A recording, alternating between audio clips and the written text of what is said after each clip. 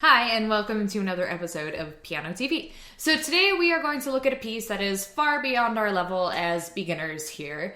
But if you take just like a little snippet of a song, sometimes they're totally doable, even at a beginner level. So the piece in question that we're going to take a little snippet from today is Beethoven's third piano concerto. And yeah, we're going to be looking at the second movement, which is Largo. And we're just going to be doing the first little bit of it. So like the first 45 or so seconds of the piece.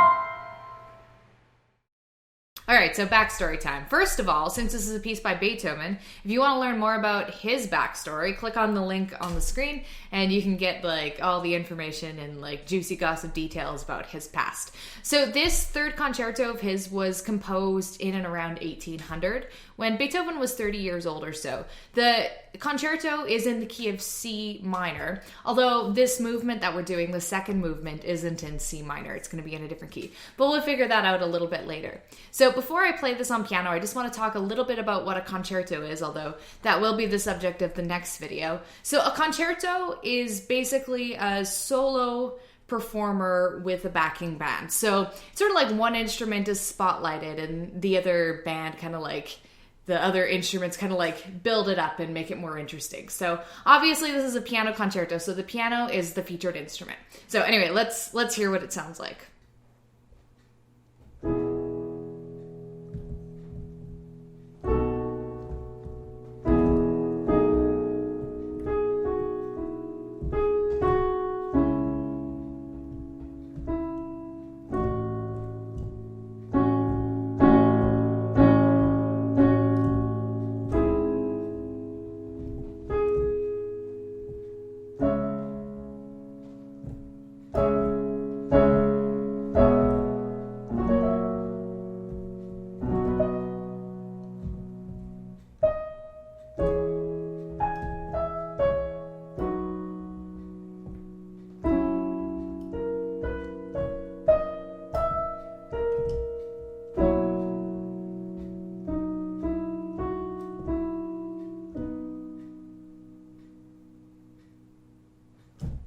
The first note I'll make is that I transcribed the original sheet music into something far more readable. So I just want to show you, here's the version we're doing right now. And I'll show you the version that it was transcribed from. It's very, very complex looking. The time signature is 3/8. There's dotted 16th notes and 32nd notes everywhere. So since that kind of counting is a little more complex than I want to do right now for beginner level material, I just transcribed it into an easier reading version. But it's exactly the same in terms of how it sounds, even though the time signature is a little different and there's no 32nd notes. It'll still sound good. So trust me on that one. All right, so let's start by figuring out the key signature. We have 4 sharps, and if we look at the placement of them, we have an F, a C, and a G, and a D sharp. So if you remember from a week ago, we did a scale with 4 sharps, and that was E major scale. So this is either going to be in the key of E, or let's figure out its relative minor. So if we go down 3 semitones, we have a C sharp.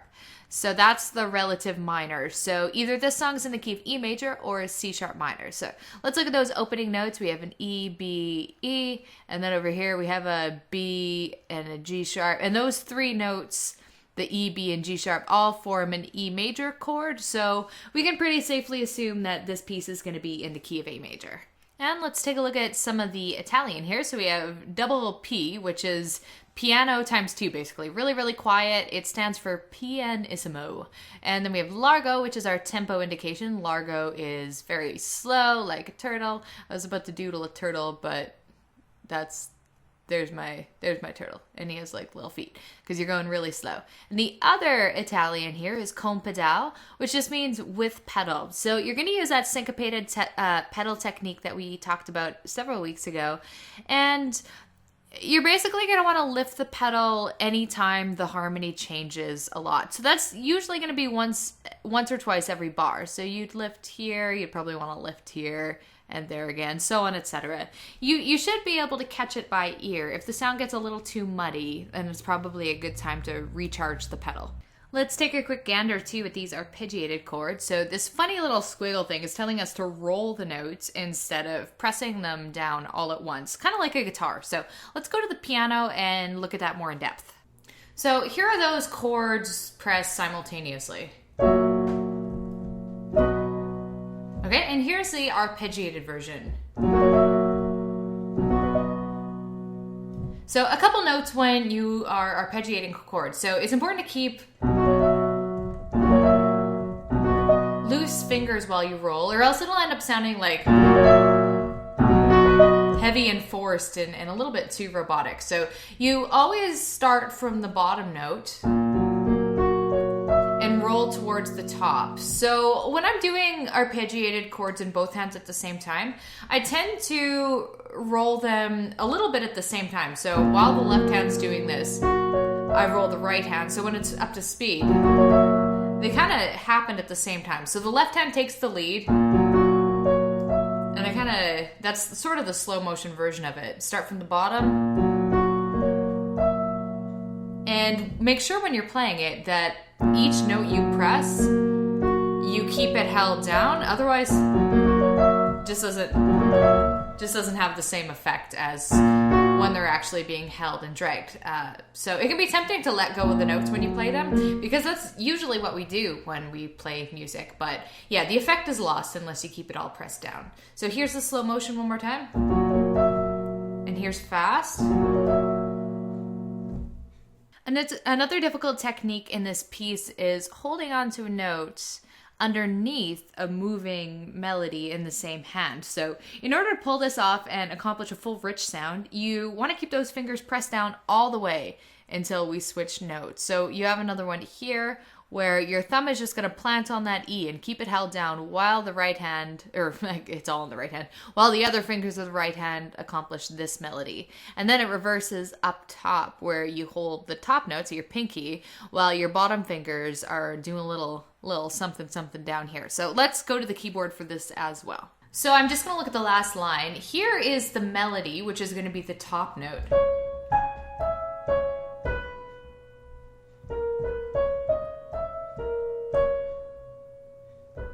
So that's the melody for the last line. And then the bottom notes, which it's usually just one at a time here,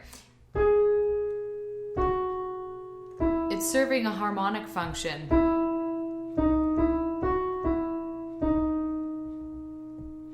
And combined with the left hand, that bottom note is really just intended to flesh out the sound and make it more rich. So when you're playing them hands together, it's really important to keep that lower note depressed while playing the right hand notes.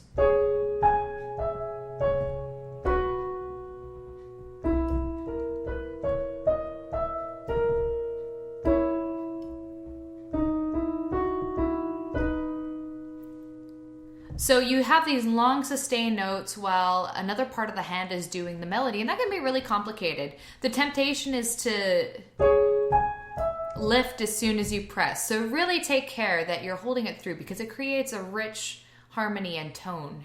The last note is to really take care to tell if a note is tied or slurred, because there's a healthy mix of both in this piece, and some ties kind of look like slurs and some look like ties and vice versa. Basically what I just said, that was kind of redundant. But so for example, here we have a tie, but over here we have something that might look like a tie because it's just two notes, but it actually drops notes, so that's a slur. Same thing here. These bottom two notes are tied, but this top one's a slur because it changes notes. So sometimes that can be hard to catch, so just make sure you're vigilant in your note reading. And that's all for today's video. Thank you for watching, and feel free to send a like if you're a fan of Beethoven, and comment if you have any questions or opinions or input. And also, you can feel free to check out pianotv.net where these videos and more are posted. Toodaloo!